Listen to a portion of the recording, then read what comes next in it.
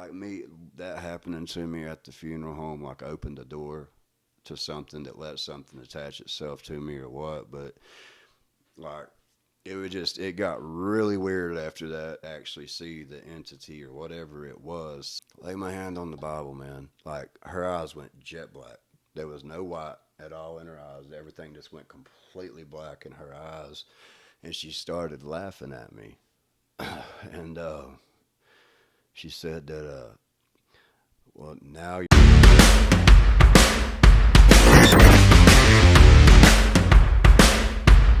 So this is the Squatch Watchers podcast. David's not here. Tate's not here. We're doing it a little different this week. We've got our first ever guest. And would you like to introduce yourself? Yeah, my name's Chris Dill. Yeah. So Chris has been... He's my cousin, so I can't say for so many years because, I mean, my mom married his uncle. So we're basically family. We are family. I've never looked at it any different. I've known you since you was a baby. Yeah, yeah. So I've never looked at it any different. But Chris has had a very, very great, awesome testimony with God and the supernatural world and just anything. You can tell it, whatever you got. Oh, yeah. Well, I've seen and been through a lot, just to be honest. Really don't even know where to start on it. Well, I'm just saying, so I was just basically giving them a rundown right now of like who you were and what it is, how old you are you single, not single? Nah, ladies, Bigfoot ladies, I don't know. Nah, but man, so we thank you for coming because you're our first ever guest. This is new to all of us. Absolutely. We've had people requesting we should bring guests on that give their opinion. Mm-hmm. So I've got to ask a question just for our Bigfoot people. Yeah. And this show is not going to be strictly about Bigfoot. I'm going to go ahead and warn everyone. It's going to be better. It's going to be a one-of-a-kind show. He's got a great testimony. But do you believe in Bigfoot? Well, yeah. Yes and no. I guess the way I look at it is, of all the stuff that I've read and studied, not to mention all the experiences that I've had in my own life, when I think of Bigfoot, I think that Bigfoot's probably more of an interdimensional or spiritual being that can travel in between dimensions, in my opinion. That's why it's so elusive and hard for people to find or whatever. But the way I look at it is, like, especially if you study like different legends and mythology and all of that, there's always a grain of truth in everything, and there's been sightings of Bigfoot for hundreds, if not thousands of years all over the world, or a creature that resembles it, so, and just the things that happen around the sightings and everything honestly reminds me of some of the spiritual or demonic, whatever you want to call it, experiences that I've had in my own life. So, yeah, I do believe. Do I believe it's physical? I mean, maybe it can be, maybe it ain't. I mean, probably maybe. Like us. We started out where we were like, it could be flesh and blood. That was when I was pure skeptic, but now I'm totally. They call it, I think, the woo theory of like could be spiritual, could be fallen angel, could be like a Nephilim. Yeah, or something. The Nephilim. Yeah, like a hybrid. Yeah, I mean that's very, very possible in my opinion. I mean, with the size of it and everything, and when you start looking into the giants and the Nephilim and the size of them and the descriptions of them and everything, it's very possible that's what it could be. So, Yeah. Well, so there's your take, everyone. He is a normal guy. He does not ever go out into the woods, hunt for Bigfoot like we do. This is just a normal guy who's done research on a lot of stuff. He probably knows the Bible like the back of his hand. Mm-hmm. He can look in the Bible and tell you about anything, pinpoint it, and if somebody's taking something, blowing it out of conclusion or proportion, he's going to tell you. But so what's crazy is you sent me a video of something that happened in South Carolina that I posted a short of like literally 2 days ago. And then you sent it to me. What do you think that could be? And I'll flash this video up and let people kind of watch it, and then we'll cut back into your thing. They're breaking limbs bigger around than me.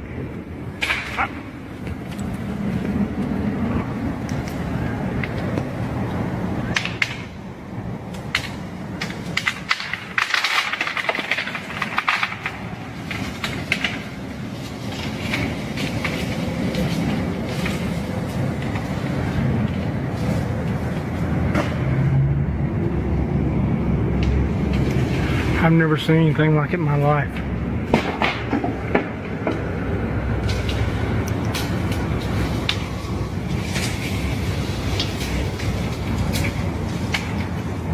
This is the second time I've come over here.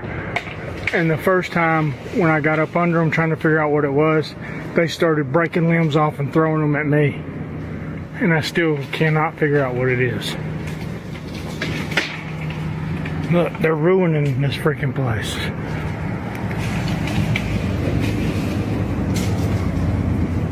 What in God's name is it? It's bigger than me, whatever it is. Because it's breaking limbs off that it would take me 2 minutes to saw.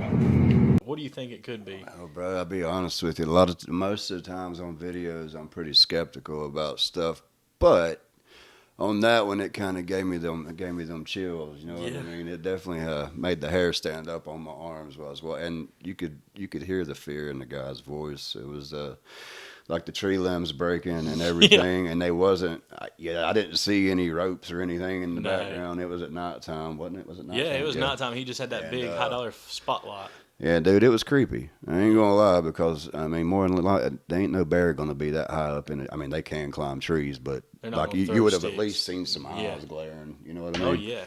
So that video is pretty wild. And and people, I'll give my thing on it, and then we'll move right into Chris's story and just his life of the supernatural, like just his life period. It ain't got to be the conspiracy side of things. This is true life events that's happened with him. I think you are going to love this, but when I see that video, I think of what David calls a cloaked being, something that can cloak and go in and out of dimensions and portals, and we believe in portals. And I think you might have some portal stuff. I don't know 100%, but I think that's where. Yeah. So there we go, people. But yeah, let's. You saw the video. That's our Bigfoot portion.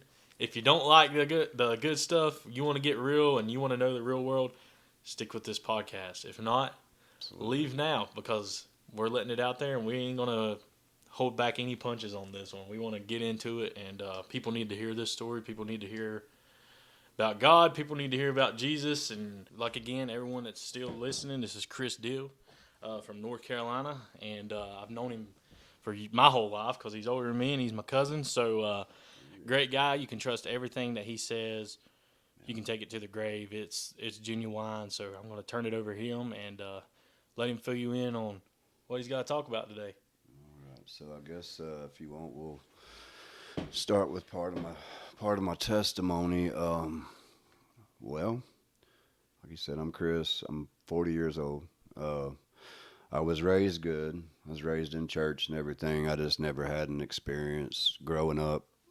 Never really experienced God. I always had a bunch of like weird night terrors and stuff growing up, just random stuff like that. But fast forward to whenever I got into like high school and everything, I got into drugs like pretty heavy and started partying a lot and doing all kinds of crazy stuff. I was in and out of trouble a lot, and had a lot of things happen to me that kind of set me on a course or a path that only God could have put me on, even though it looked like the devil at the time. But so years ago, back in 2011, I believe 2011, my memory's a little bit blurry on things. You know, it was around 2011.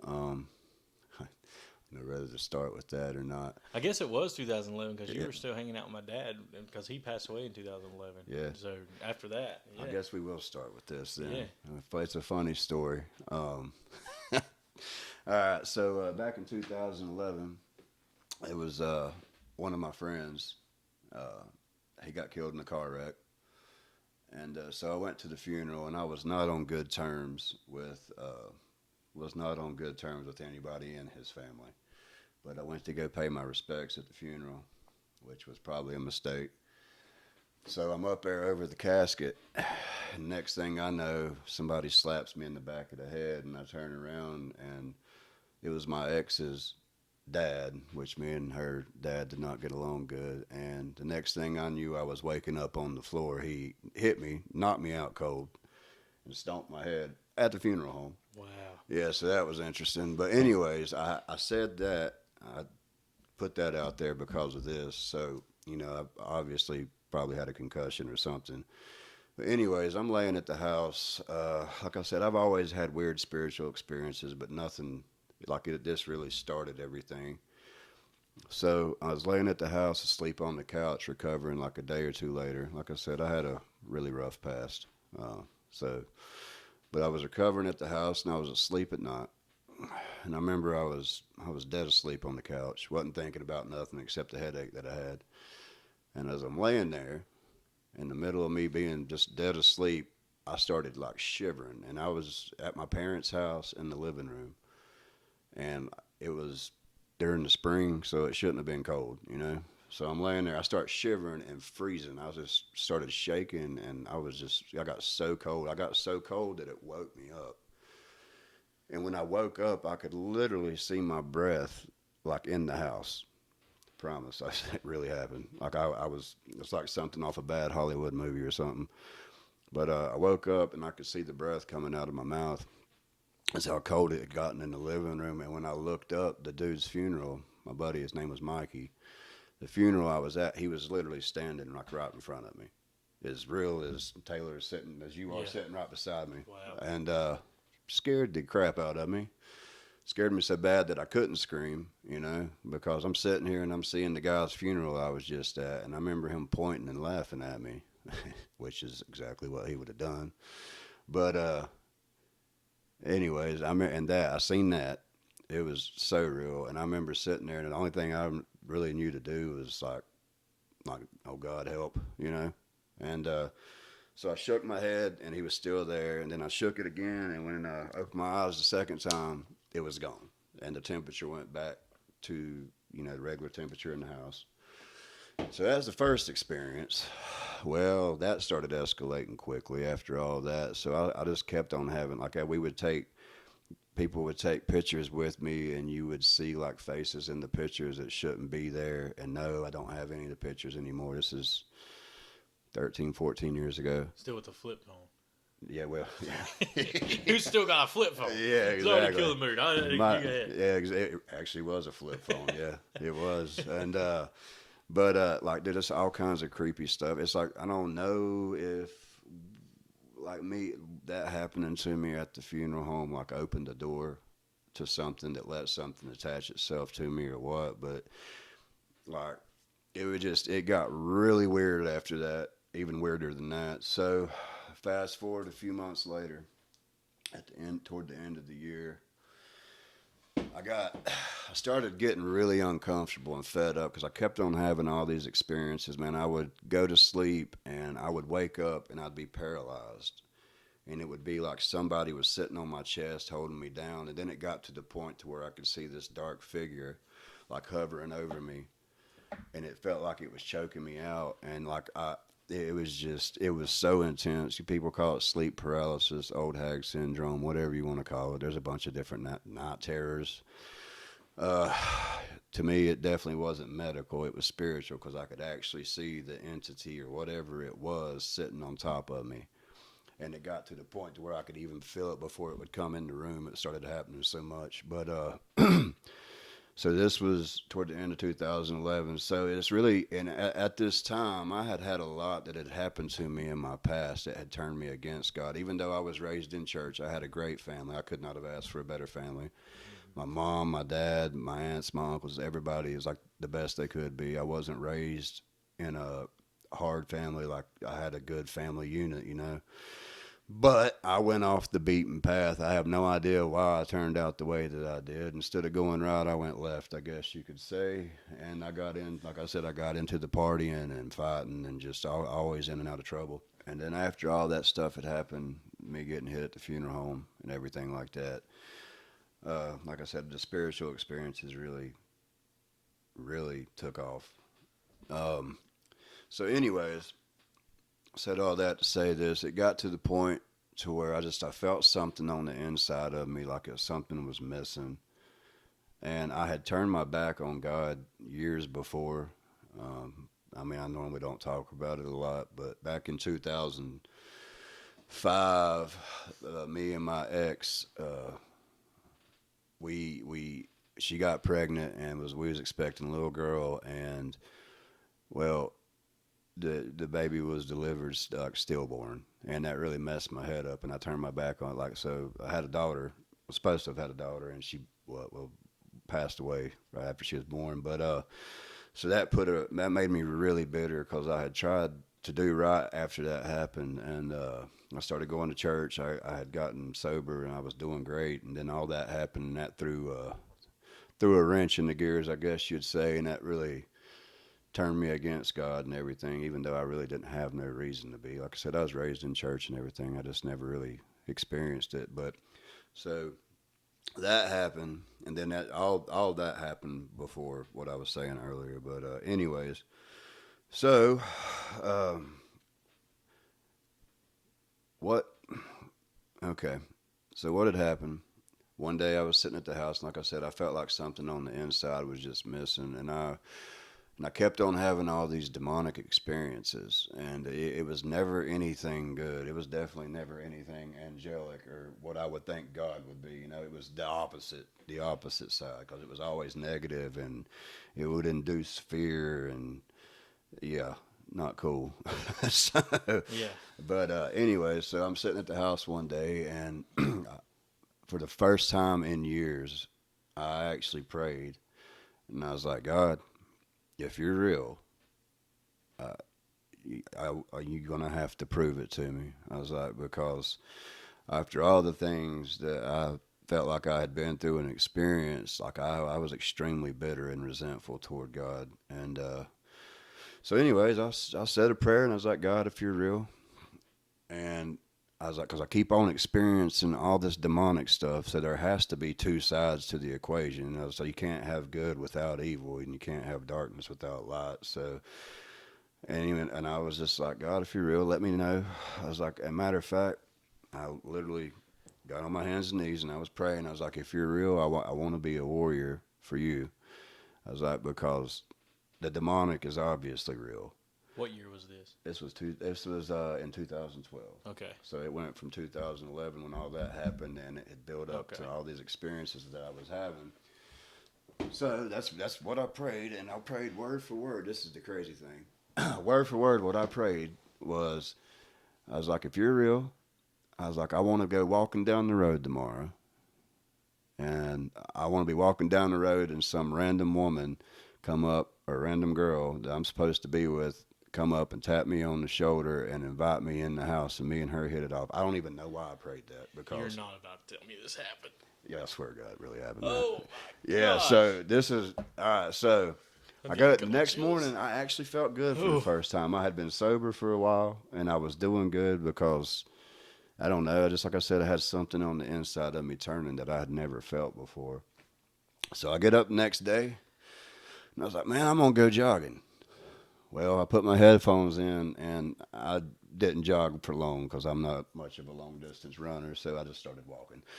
So I went walking down the road, minding my own business, listening to music. I was not paying attention to anything. And I walked by this apartment complex that I had lived beside my whole life, and minding my own business. And the next thing I know, I feel somebody tap me on the shoulder. And when I turned around, it scared the crap out of me because I didn't expect anybody to come. I was walking down the road, man. Who walks up and taps somebody on the shoulder that's walking down the road? But anyways, so I turned around, there was this girl standing there. And I was like, what the crap? And she's like, well, I seen you walking down the road.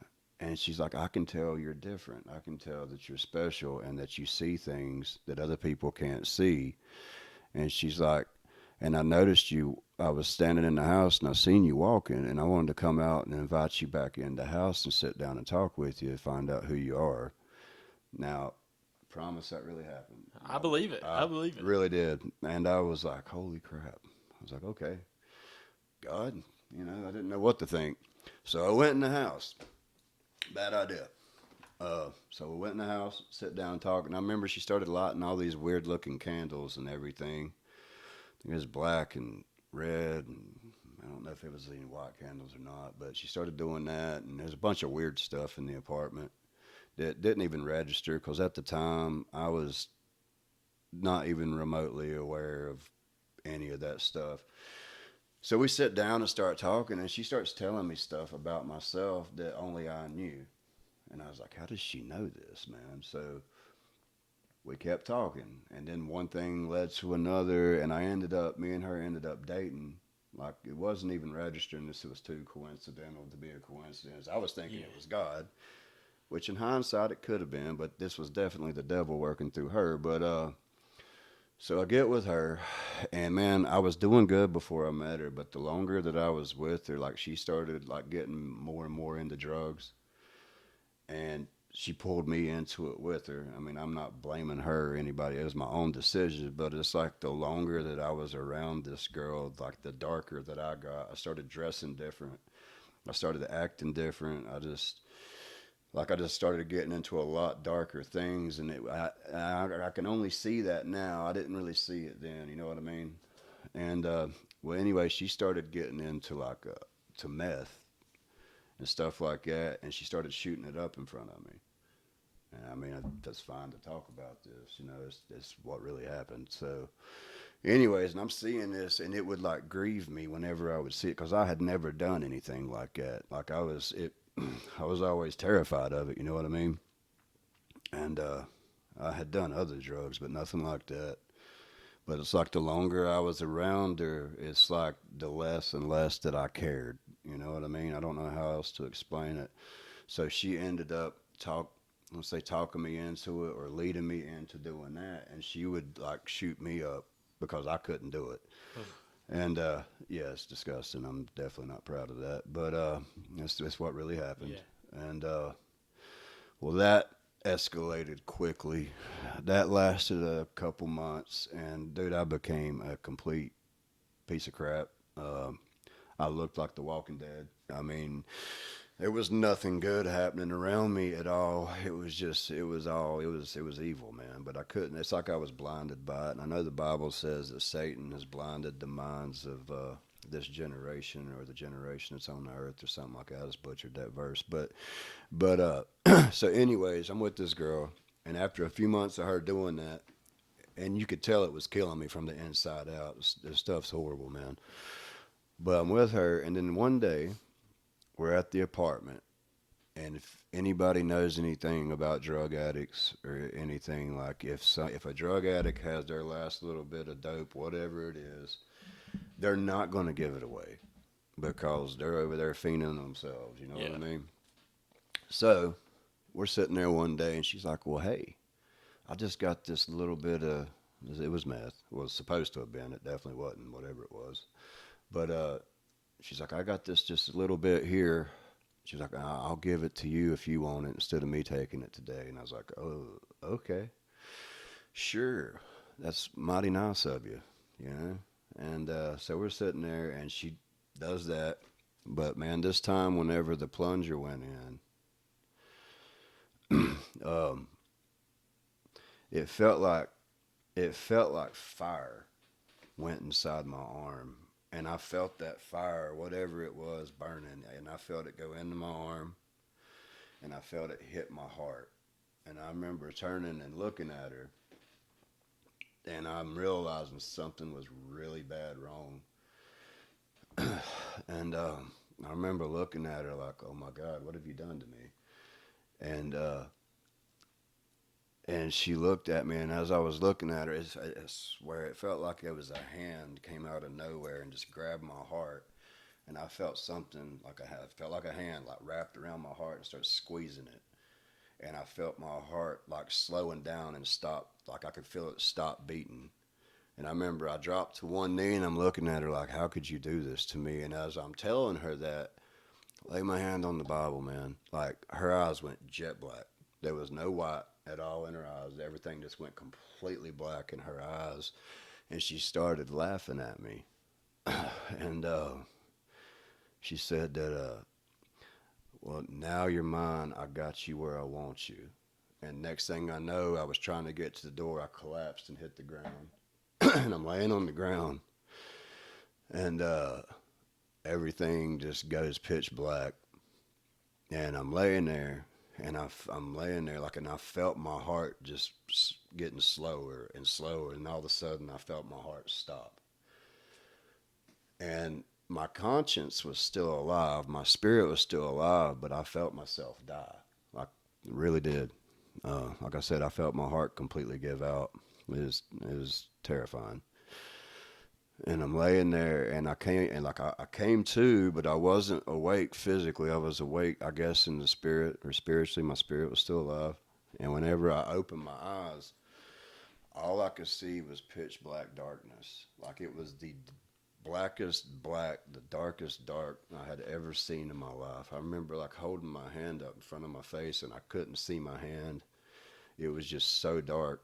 And all of a sudden, just waves of misery and confusion, extreme confusion came over me like a befuddlement. I don't know how else to explain it. Like, Do you, do you think, like, not to cut you off, but no, do you're you good. think that? So I've heard there's two different interpretations of hell. Someone told me that there's a separation of God where you're Complete, in black. complete separation from God is what Do I you believe experienced. in that one, or Yeah. do you believe in the burning hell? Like, I I mean, there's. believe, well, I kind of, Do you think you it's died and went to definitely, hell that day? yeah, Yeah. I did. It was hell. There was no other thing it could have been. Did I see, okay, so here's my interpretation of it. It talks about hell as like an eternal flame or eternal fire that's burning. Well, I felt that, but it was like extreme conviction and confusion and misery and torment. And it was the most horrible torment I had ever experienced in my life. I remember it was like a flood of emotions came over me, and it was like this extreme confusion, man. I kept on trying to convince myself that I hadn't died. And I remember like I would like 1 second I'd be like, "No, man, you're not dead. You're really not dead." And all of a sudden it would dawn on me like, "No, bro, this time you're dead. Like, look, there's Yeah. nothing here." And then I had that. It was like it was stuck in a cycle on repeat over and over and over, and it felt like an eternity down there. And then all of a sudden, just these waves of emotions come over me, and everything that I had ever done wrong started coming back to me. Everybody that I'd ever stole from, everybody that I'd ever hurt physically, emotionally, anybody I'd ever wronged in my life, everything I had ever done wrong just started flooding in. And it was like, that's what set me on fire, was the conviction and no way to make it right. And it was just, and it would not stop. And it felt like I was there for years. Like, there was no time in the place, is all I know to tell you. And it would not stop. And I'm laying there, like, and like I said, for like the 10,000th time of me trying to convince myself that I wasn't dead. And then it would dawn on me again. Oh God, yeah, you're really dead. This time you really done it, Chris. You know, and all of a sudden, out of nowhere, I hear this voice. Everything kind of stopped. I still felt that extreme fear and paranoia and misery and torment and all that. It was just it's like a torment that you can't explain, man. I wouldn't wish it on my worst enemy. And I heard a voice out of nowhere start speaking to me, and it almost sounded female, but it also sounded male. It was Because nobody knows what really yeah, gender. Yeah. like it, it sounded like a mixture of a man and a woman's voice, which that could speak volumes. But Yeah. I'm gonna Yeah. Yeah. yeah. So, anyways, anyway, but it really did. It was like an effeminate. I don't know how to explain it, but it was like a seducing voice.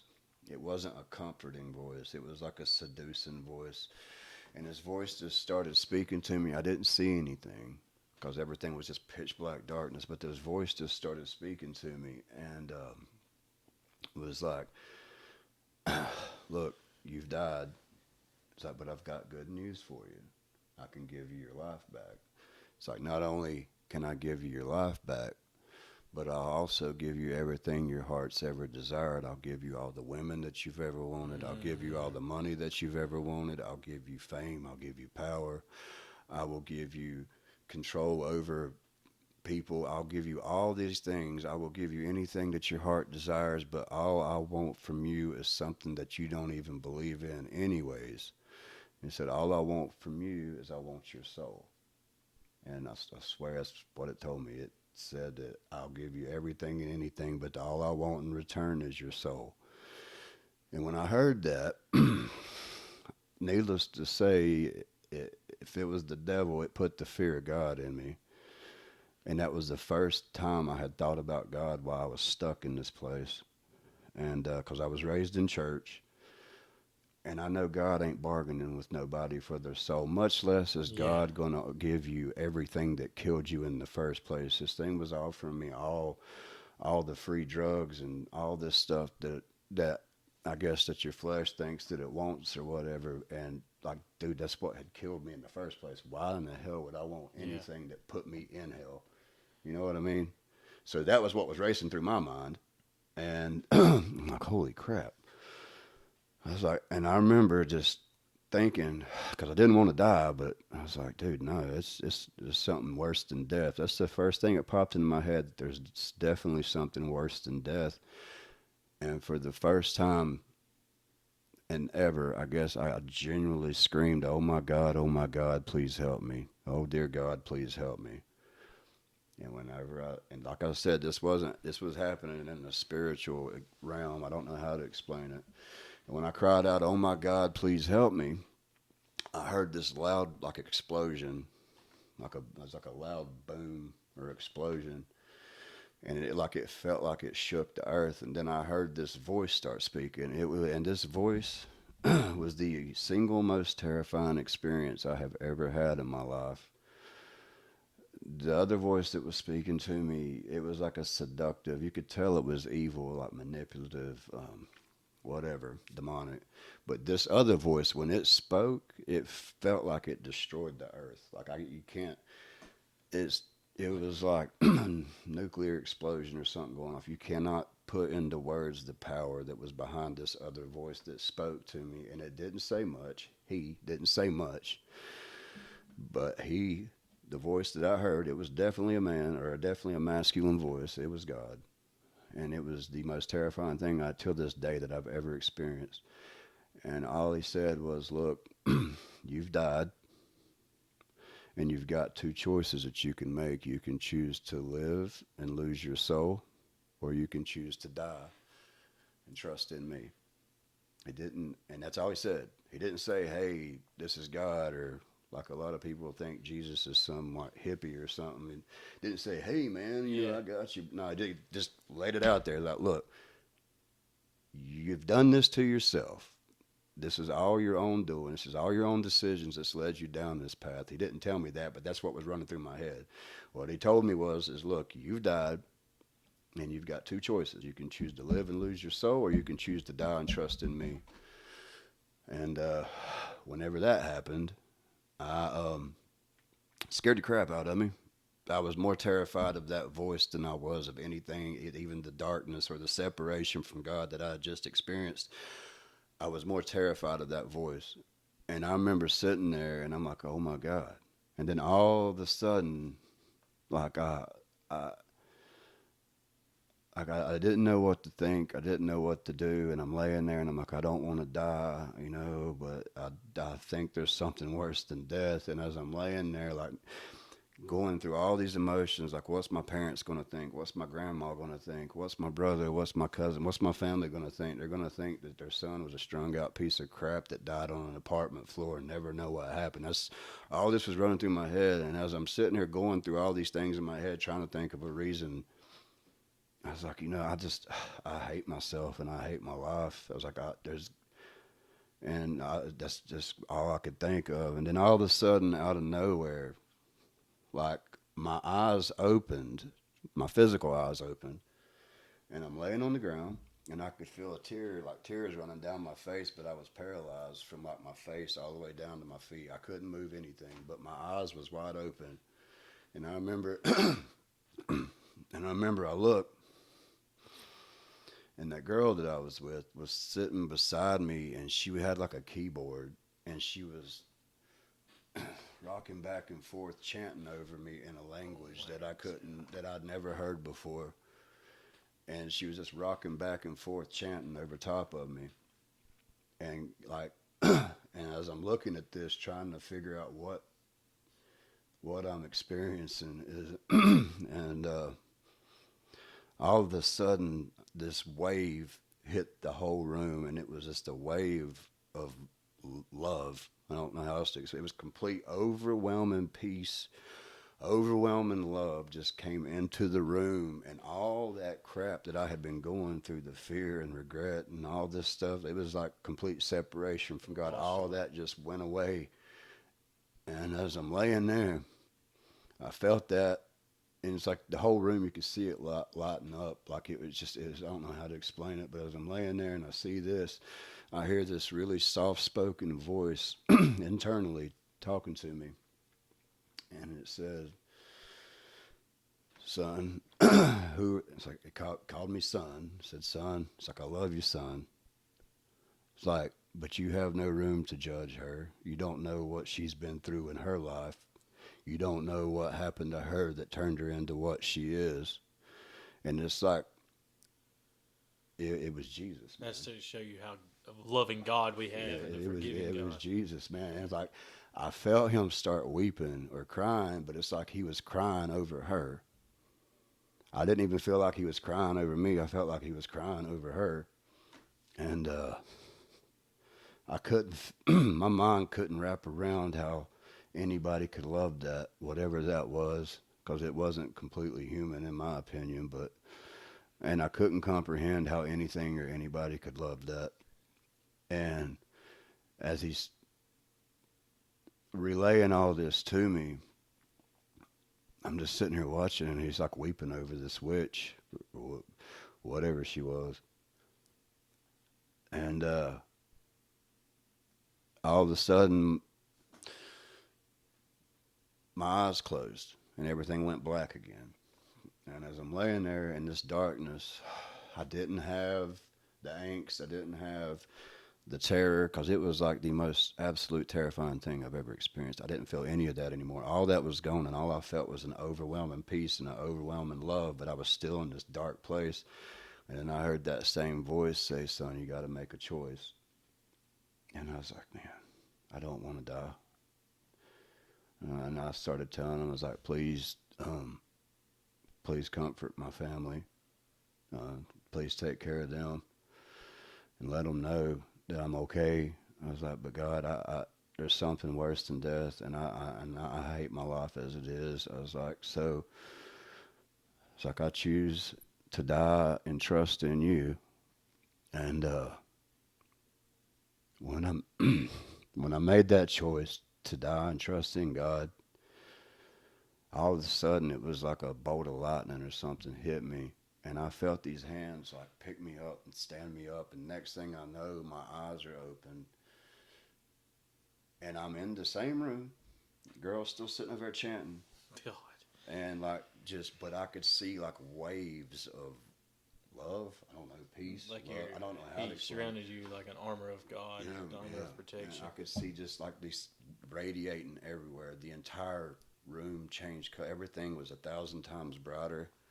I could see colors that I've never seen before. I could see like everything was just like supernaturally, like I could see like love radiating out of me and around me and all around me. And I remember looking at her, and all of a sudden, true story, man.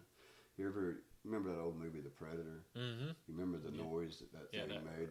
Okay, that the clicking, clicking, rattling, hissing noise. Well, I look at her, bro. All I wanted was a hug, because I was like, dude, I just died. Yeah, I just got brought back to life. Yeah. And I look at her, and she turns, and her head like snaps like that, and dude, her eyes are solid black. And she hissed and let out like a deep guttural growl that sounded like something off that movie, The Predator, mixed with like a pig getting gutted or something. I don't know how. It was horrible. It was not human. And she took off running out of the house or the apartment, and could not come back in that apartment until I left. So, yeah, that really happened. And wait, no, you were getting out of the house. She ran out of the house. Couldn't come back in the house. And couldn't come back in the house. And I mean, there was a lot more that happened. And like I said, it's been 13 years ago now, and there are parts that I've forgot about. But I recorded my testimony, God, was it 8-9 years ago, and put it on the internet. So I still have the original video. I've got everything written down in journals and everything too. But anyway, she couldn't come back in the house. So that was interesting, and there was a whole lot of stuff involved with that. But so what I'll do is I'll just jump forward a little bit to so what happened with me. So I had to get away from her, basically, duh. But so long story short, fast forward a couple weeks, and I'm at my house, or yeah, okay. Fast forward a couple weeks, so we're back at my house, and I know this sounds crazy, which I mean my whole testimony sounds crazy. But I'm a Bigfoot investigator, so well, it you can't be make a too good crazy. point. You make a Yeah, good point. yeah. So, anyways, you would think after an experience like that I would never have anything else to do with her. Well, it was like I don't know how to explain it. It was now that I know what I was dealing with, it was demonic, and I didn't have the foundation to be able to deal with it or to completely get rid of it. So it's like God was in the middle of all this, he's working all things together for good. So what was meant for evil, he was turning for good, and it was a process. But so a few weeks later, me being stupid, I invited her back over. Don't know why. Oh my Yeah, don't know. god. True story, bro.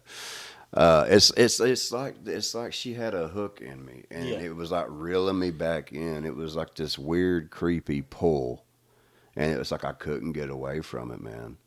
And come to find out what it was demonic. It was witchcraft, whatever. And it's like once you open that door, and that door gets open, you have to shut it and lock it and get rid of it. But the only way to do that I found out was through Jesus, by the blood of Jesus. But so a couple weeks later, me being dumb and the drugs back then did not help the situation at all. So invited her back over, and there's just so much to talk about and explain when it comes to that. There's like so many crazy things that I've seen and been through, but so things just started getting weird again, and we was doing the same things as usual, and then like things just got so crazy that it's like she was at the house and we was sitting there. It was probably about 3 a.m, and she I really don't know how to explain it. Like we was sitting there, and like the whole atmosphere changed again, and this thing that was in her started coming back out of her, and like dude, like the lights would like started flickering and everything like that, and it freaked me out. And my cousin was actually there with us too, but come to find out she was also into the witchcraft, and I ain't gonna, Wow. yeah. And it's like I was blinded by the partying and the drugs and all that, and I had experienced like weird spiritual stuff my entire life, but growing up, you just think it's dreams, or you just whatever, your imagination. But come to find out, most of the stuff that we've been told is not real is real. So anyways, we're sitting there doing this back and forth, whatever it was, and we're at the house, and man, like I don't know how to explain it. So I'll just kind of like summarize it. It's like everything started going haywire, like the electronics, the TV and lights was flashing, kind of like we just had technical difficulties a while ago. Yeah. And Yeah. and it like I started freaking out, and like I got that crazy like befuddlement, just insane confusion came over me again, where I couldn't talk, I couldn't do anything, and I didn't know what to do, and I started freaking out, and just like her eyes started like shifting again. And so the only thing I really knew to do, since I had just went through that 2 weeks ago, is I got the Bible and I just started reading it out loud. I didn't know what I was reading. I don't even know what chapter I turned to, but I just started reading. And as I was reading, like they was staying away from me, like doing, I don't know what they was doing. It's like I said, it's really hard to put into words, and things are a little blurry, but like I started just reading the Bible, and it's like I kind of went into my own trance over in the corner by myself, and I was just rocking back and forth and like reading and reading and reading, and at the same time I was praying and praying, like, God, get this away from me. I don't know how to get it away from me. I don't know how to get them away from me. And next thing I know, dude, it was crazy. Things are starting to come back to me now. As I'm sitting there reading, like all of a sudden, like I had the radio playing, and there was like a huge power surge came through, and like the speakers blew.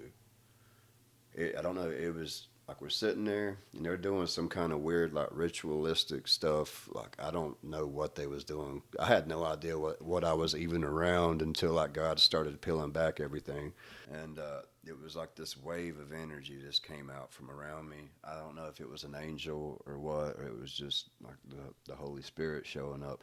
But when it happened, like the lights flickered and the speakers. I don't know if you've ever turned on a radio and you've had it turned way up, like up too loud, Yeah. and it has that where the speakers sound like they blow. Yeah. Well, that's what happened while the radio was on, and the power flickered on and off. And then I looked, and old girl looked like she had just lost her mind. Like she just started babbling, and her head was like doing this, and she couldn't. She was making no sense, and she would not stop doing that for like 15, 20 minutes straight. She wouldn't stop. And it freak. I mean, I was already freaked out, Yeah. but it was even freaking out my cousin, and she was used to being into that weird kind of crap. And but anyways, as all this is happening, I hear this still small voice tell me, Chris, you have to tell her to leave. You have to tell her that you're done and it's over and to leave. So it was really hard for me to do, and it wasn't because I loved her or anything. It was like a spiritual connection, or I don't know what it was, but I remember looking at her, walked her out of the house, looked her dead in the eyes, and I told her, "This is done. Leave. Don't ever come back. I'm done with you. I want nothing else to do with it." And when I did, she stopped cackling, and and she turned and looked at me as she was walking away, and said that and her eyes did that whole black thing again. Like, I promise all this really happened, man. And she turned and looked at me and said, "Now that you know what I really am, just think of what I could have done to you." And then she turned and left, and that was it. But that being said, I was already freaked out, granted. I'd been up for like 2 or 3 days, man, and I'm sitting there. I couldn't think. I couldn't talk straight. I couldn't do anything. And it was, I felt like I was going to die again after I had just went through that like 2 weeks before. Like it really felt like I was going to die again, and I had just went through all that for nothing.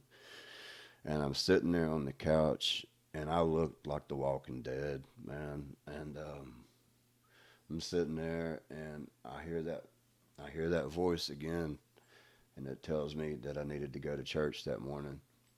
And bro, I was in no shape to go to church, like I wasn't. And but I went. Like my parents knew, like my parents took me. They knew something was really bad wrong with me. You can't hide. You can't cover that up. And I went to church, and I walked in, and nobody even recognized me. Like my hair had turned gray. I had got down to like 115 pounds.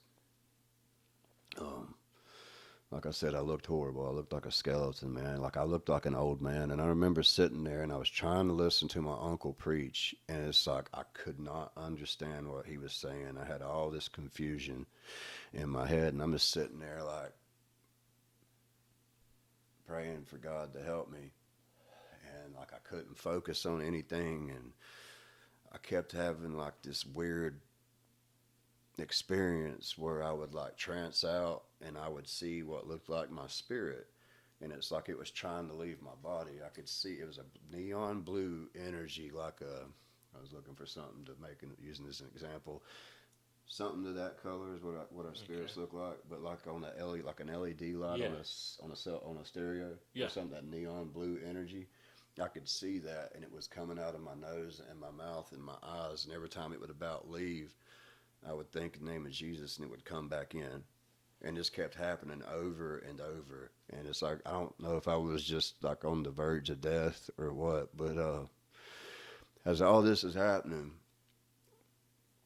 we get in the prayer circle, and everybody joined hands in the prayer circle, which we did every Sunday, and the guy started praying, and like just the energy got crazy in there, and he couldn't finish praying, and my uncle had to take over and finish praying. So, and then I went and sit back down. I couldn't talk to anybody. Like I couldn't, like I could think of words, but my mouth couldn't communicate it. It's like something had broke up here, like something had just snapped. Yeah. And I'm sitting there, so I lay my hand on the church pew, lay my head on the church pew like this, and I just start praying to God, and I start begging God to kill me because I couldn't take it anymore. I kept on hearing these voices telling me to kill myself over and over and over, and it was like audible. And I couldn't understand what anybody was saying. All I was hearing was these demonic voices just telling me to kill myself, and it's over.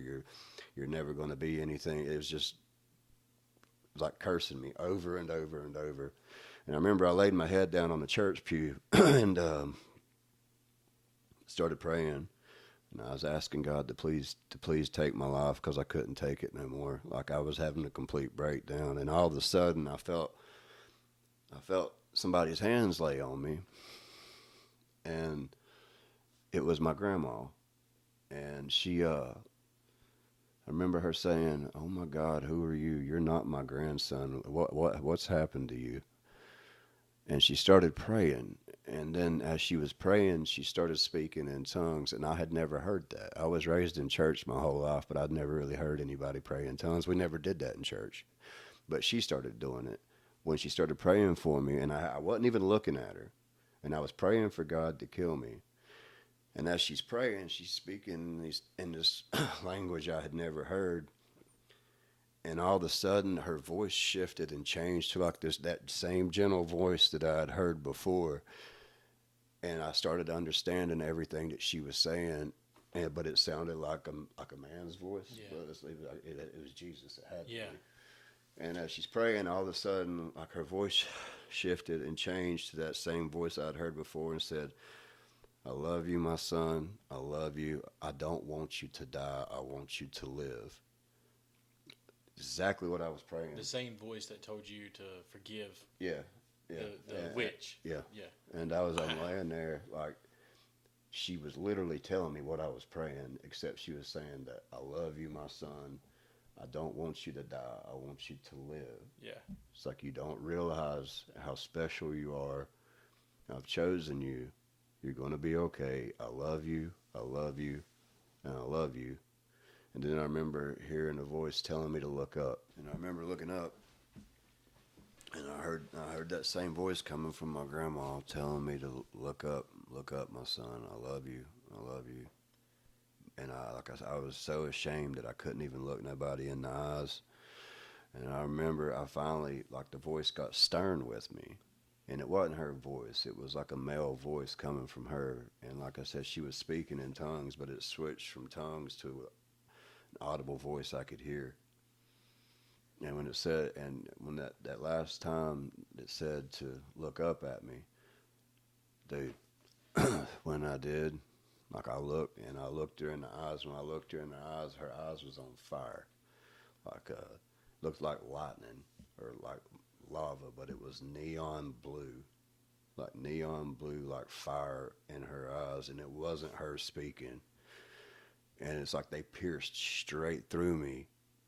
And in that moment, it's like I knew them eyes looking at me knew every single thing about me. Like there was nothing that I could hide. And it was like just nothing but compassion and love and acceptance. And then like she smiled and her eyes stayed that neon blue, like lava, fire, lightning look for the whole time. And it was just telling me how much that I was loved and that I was going to be okay and I was going to be used in a huge way in the future, and just all kinds of just that over and over. And then all of a sudden her eyes went back to normal and she looked at me and she said, "Oh my, I've never had that happen before." she's like, "What did I say to you?" And I couldn't talk. I lost the ability to. I could not talk at all. That's amazing. And like I had lost the ability to communicate. And I remember her looking at me and she's like, "You need to get something to eat." And I just remember Grandma telling me like how she'd never had anything like that happen before, and she was telling me how the Spirit of God had just came through her and spoke to me, but she had no idea what she told me. And anyways, so I left, and I remember I couldn't eat or anything for days. But eventually, I finally got my appetite back, and I started eating and everything. And I remember I could not complete a sentence to save my life. It was like for days and days and days, I could not talk. I couldn't communicate. And I ended up basically locking myself in my bedroom at my parents' house, trying to pull myself together. And all I knew to do was read the Bible. And so it was a couple of days, and I just started reading. I had never read the Bible all the way through at that point. I just started reading, and I got like a supernatural hunger to read and consume everything in the Bible, and I just kept reading, and I would read for hours on end. I didn't have a job or anything. I mean, dude, I was a piece of crap, strung out, everything, you know. I didn't have anything else to do, and I couldn't communicate a sentence if my life depended on it. It's like something I don't know if I'd had a stroke or something. I don't know what had happened. But anyways, I would just keep reading and reading and reading, and the crazy thing was, within like a week or two, I had gained all my weight back. My hair color had came back. Now, granted, it's 13, 14 years later. Now I got silver in my hair. Back then, it wasn't. I didn't, and like my hair color came back, my weight came back, and I got to where I could talk. And this time, like I never was much on talking to people, but like every time I would talk, the only thing I could do was witness about what had happened to me. You talk about freaking people out, like random people, I just go up to and start talking to them and witnessing to them about what had happened. And it's like the presence of God was so strong on me back then that like he was with me everywhere that I went. I've seen miracle after miracle, and it was just crazy.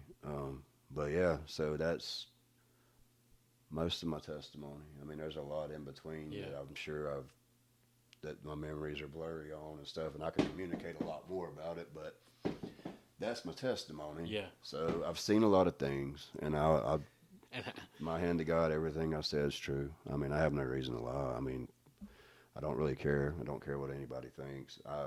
You have nothing to gain. No, I have zero to gain. And if anybody that knew me that long ago and knows me now don't even recognize me. I look younger now than I did 12, 13 years ago. Yeah. I mean, and definitely a lot healthier. So, yeah, so there's that. Oh my gosh, where to start with this? It's like I've got a couple questions, but I got my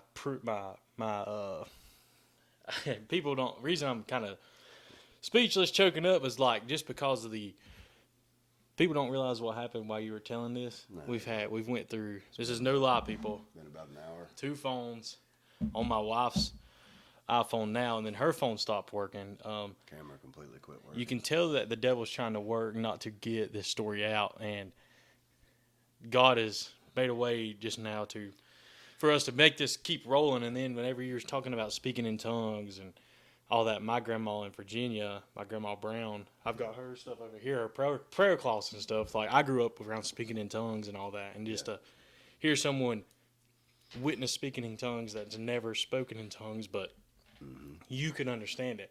Yeah, God at the time, yeah. God interpreted it for you, so you just weren't hearing a bunch of the gibberish that people say, they need to keep quiet. Yeah. You were the interpreter at the time. Yeah. You understood every word that she was saying. Absolutely. And that just puts cold chills on me. Like I can just picture when you're talking, I can picture the neon flames glowing, and it was real, man. Like everything's like I can still see it like it was yesterday. Yeah.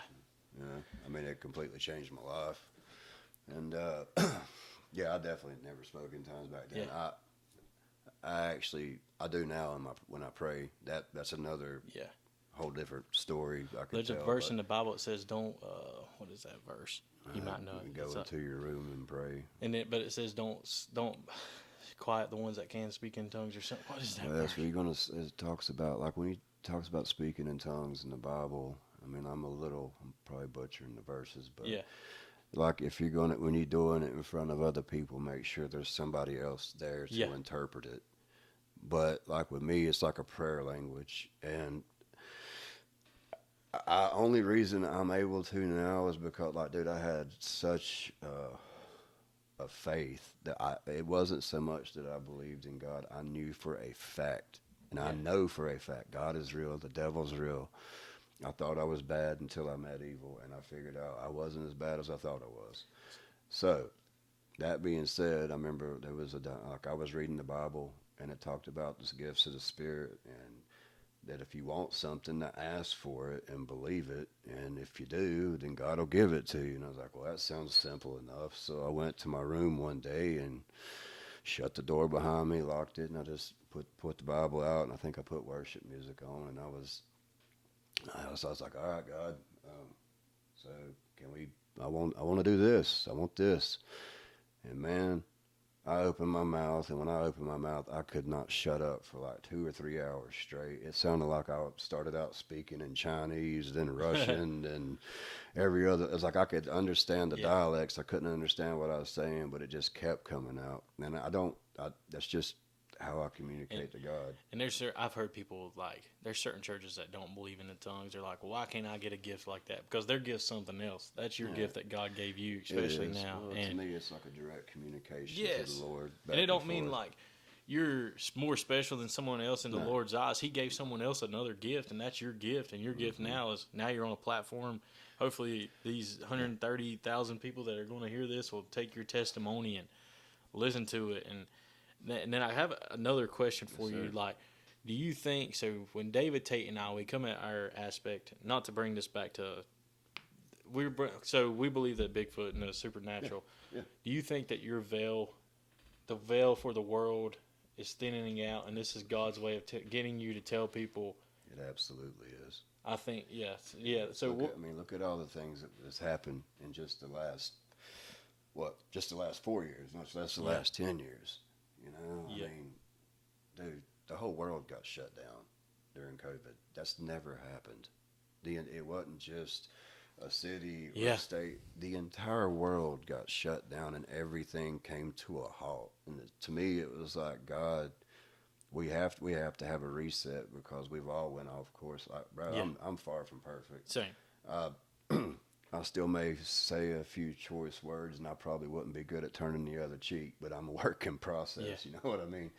But the thing is, like, I felt like what happened in 2020 was it was like a reset. So kind of like when you reset a computer, you got to shut everything down and everything has to turn off. Then when it's coming back on, it takes for a minute to get loaded back up. And I felt like that's kind of what 2020 was, and we've been in that process of recalibration and reset ever since. It's just how my mind processes stuff. But like the veil's definitely thinning. I feel like people are more freely able to talk about spirituality and Jesus, and it's like it's a new cool trend. It went from being not cool when everything was upside down, where like it was taboo to talk about Jesus, to tell people how much you love Jesus, but everything else was okay. But now it's like everything's flipping right side up again. Yeah. And it's like the Bible says, we're the head and not the tail. That means like we're like the body of Christ is who is supposed to be spiritually in charge of this world, not the devil. And then, so you still have people like us talking about Jesus, trying to spread the word, giving that is amazing testimony.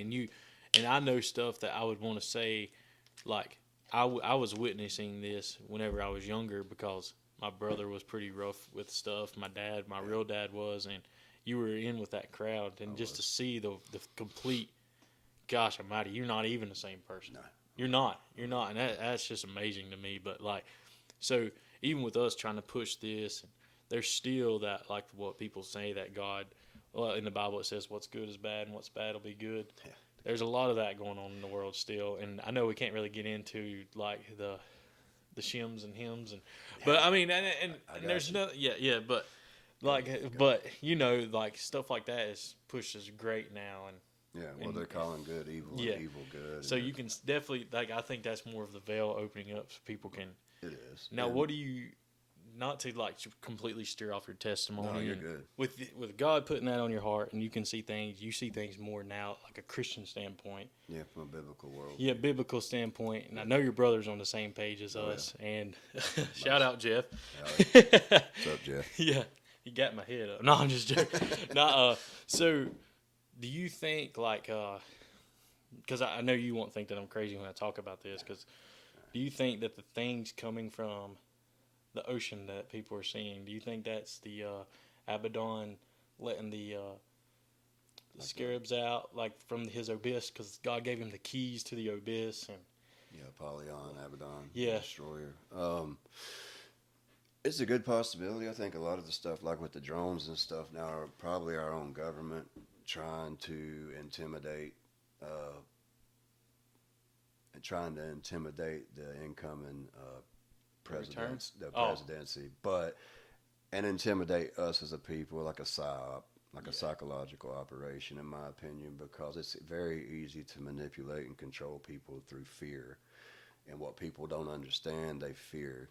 Now, as far as the stuff coming out, like UFOs, UAPs, whatever they call them, underwater phenomenon, all that's real too. You think that's the fallen angels, or do you think it's yeah? That government calls it aliens. The Bible. I think it's Satan. Got 3 or 4 things. I think it is. You got the government and humans.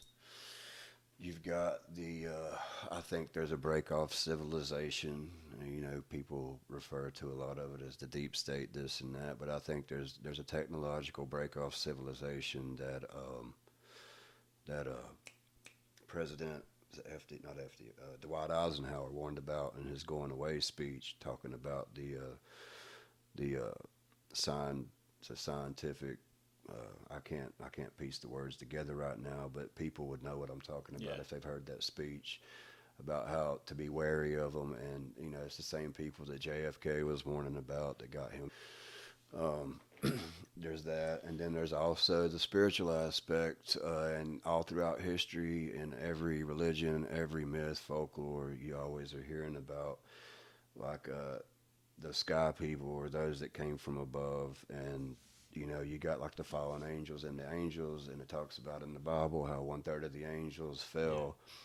So I think what we're seeing, who's to say there might be aliens or extraterrestrials? Because I think God's a lot bigger than what we we put God in a box. But right now, everything that's happening is focused on humanity.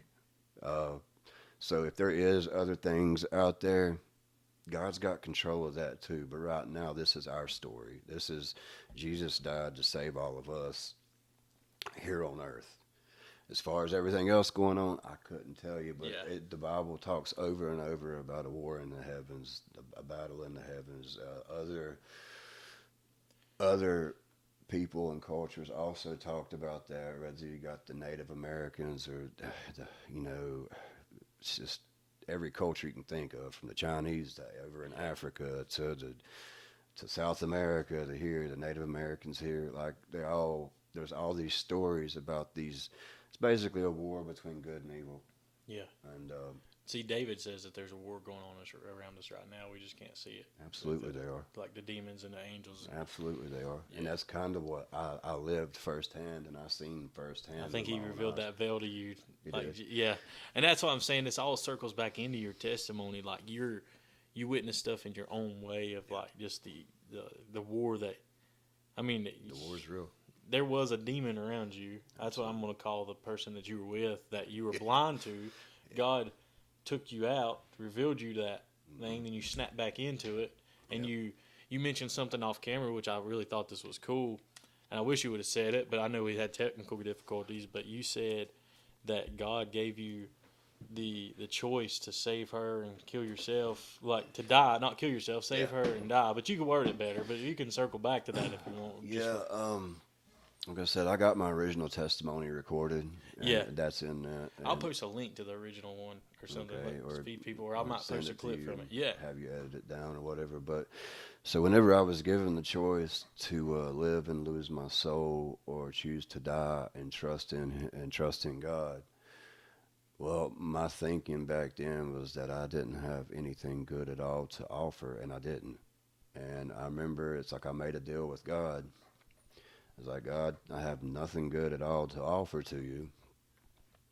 I was like, so if you'll let me do one good thing before I die, I was like, will you let me choose to die and save this girl that just basically murdered me and tried to spiritually murder me.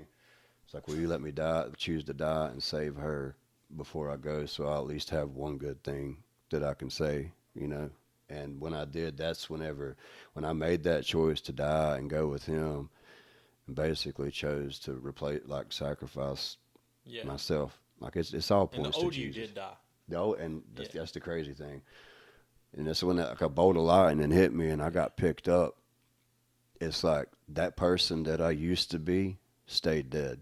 Yeah. Literally. It's like, I don't know how God works, and he works in mysterious ways, but That prayer you prayed that day of let me jog, someone tap, he answered it. All that happened. It took a weird way of him answering God, it, but he did. Oh, Yeah. you ain't kidding. And like for real, it's what happened. And seriously, whenever I died back then, that person stayed dead, and it's like I had to relearn everything all over again. I had to learn how to talk. I had to learn how to communicate with people. I had to learn how to go back out in public. I had severe PTSD for a very long time. And anybody that's been through extremely traumatic experiences, we all have similar things that we got to deal with and processes that we got to go through. And, so yeah, it's, and I can go into more detail on that too.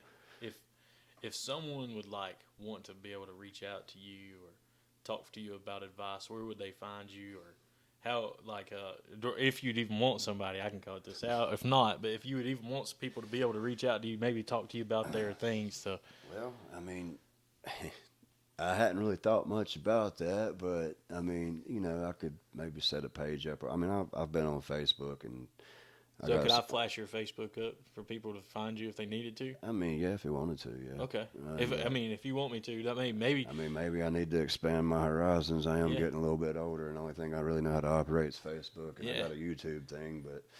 Or you can reach out at squatchwatcherspodcast@gmail.com, and I could forward it to him. Absolutely, absolutely. And in the future, I might actually set something up. I feel like God's in the middle of all this, and I think this coming year, we've all been through a lot in the last few years, and I think this coming year is going to be a really good year for a lot of people. I think God's pushing us into prosperity, and It's going to be really interesting, but yeah, we can definitely get something set up. Okay. So I know, man, we could go for hours because your UFO sightings and all that you've had, and I want to hear that. Maybe we can do a bonus one. You can come over in a couple of weeks or a couple of days, and we'll do a bonus one. Absolutely. But if there was one thing or one person you want this testimony to, if you could to do something, what would you want it to do? What would you want this testimony to be for somebody? Well, there's only one thing that really matters, and that's God. I would just like for people to know, no matter how far-fetched or crazy anything that I've said is, and I know what it sounds like, trust me. I've heard it from every angle you can possibly think of. But the main thing is, I would just hope that even if it's 1 or 10,000, doesn't matter. Jesus is very real. He literally just raised me from the dead, dude. Completely changed my life. The greatest decision I ever made in my life was giving my life to him. It's all real. I promise you, every bit of it's real. God's real. Jesus is real. The devil's real. Witches, witchcraft, Satanism, the occult. We all have a choice in life. And there's really only two choices you can make. You can choose life. You can choose death. Um, you can get power from the other side, but it's going to destroy you. Um, there's no hope in that. The only hope that there really is Jesus, man. Like, if he can take me and change me into who he's changed me into in just the last decade, he can take the most broken, the worst person on the earth and completely turn them around, and he can use them for God's glory. He can use you to help other people. He can use you to help save others that's in horrible situations. I've seen him show up in situations that honestly a lot of people in church wouldn't believe because they wouldn't think God would be there, but God is definitely there, whether it's in the dope house, the drug houses, just on the street, anywhere. The church isn't a building, and there's nothing wrong with church. I love going to church. I was getting ready to say that. Yeah, the church ain't a building, it's his people, it's the body of Christ, and we're all over the world. And we all have different responsibilities, different jobs, different assignments, different gifts. None of us fit the box that a lot of super religious people want to put us in. And I'm not down in them either.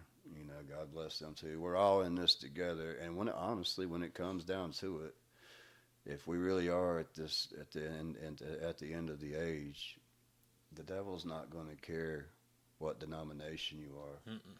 It's only going to come down to you believe that Jesus truly is the Son of God. And you'll either deny it or you'll proclaim it. So it don't really matter who or what you are or where you're at. I guess my biggest takeaway or thing I could say is that Jesus is definitely real, and I'm living proof of it. And I hope that this reaches somebody or blesses somebody. That's all I really care about. Dude, you've got me speechless on a lot of this, and I enjoyed this. And we will, David, whenever you listen to this, people at home, drop a comment below. Let us know what you thought about this. This is amazing. We know people have seen it. We've touched people because we've had atheists reach out to us on emails from overseas. And Really? yeah, atheists, because whenever we talk about Jesus, they were wondering how to start reading the Bible. I told them to start with you just start. Start. I didn't understand anything when I started reading it. Yeah. I couldn't comprehend it, and I just kept reading and kept reading. I'm getting cold chills. It just spoke to me, man. God is definitely in this room. Absolutely. Man, we thank you for your time, and we want Chris to come back. I want him to come back and tell his other stories. This one, I wanted his testimony to be special. I know we talked a little bit about the Bigfoot and stuff like that. Just kind of, I got to get that just for our people. But man, this is we appreciate your time coming out. Hopefully, this will change the world, reach more than just 130,000 people, go out to millions. And I know if God told you that you was going to be something, this could be you are already something. You're already reaching people you don't even realize that you're reaching. And man, this is awesome. I thank you for your coming, man. This is awesome. I love you. And absolutely, dude, everyone at home, if you don't know Jesus, get to know Jesus. Send Chris a message if you need to. Like, hey, he's not going to, I'll speak for him on this. Don't just message him just to bug him to pick fun or whatever. Nothing like that. Like, if you really have a problem with something, I'm sure he'll chat with you anytime. Hopefully we can get him maybe a podcast up and running and going, and maybe talk about a bunch of different stuff, help him out. But if you'd be interested in Chris's podcast, we can come up with something. Drop a comment, show love. Let us know that you like this. I hate to be circling back around. I feel like Trump for you bob and weave like we were talking about that Joe Rogan said. But God bless you, and that's it from me. Absolutely. Well, God bless you, man. All right. Brother. Love you.